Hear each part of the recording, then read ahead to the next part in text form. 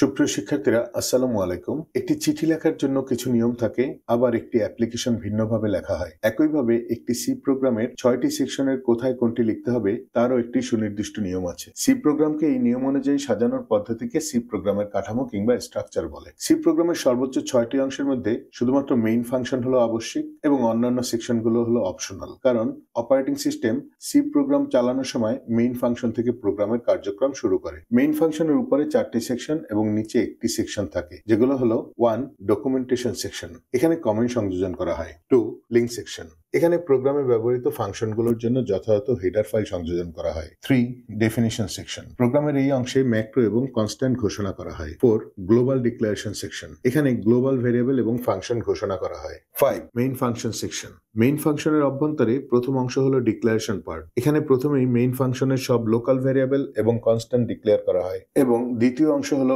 Executable part. এই অংশে প্রোগ্রামের অন্যান্য স্টেটমেন্টগুলো লেখা হয়, এবং সবশেষে হলো সাব প্রোগ্রাম সেকশন, যে এই সেকশনে অন্যান্য ইউজার ডিফারেন্ট ফাংশন লেখা হয়। Thank you. Please subscribe my YouTube channel.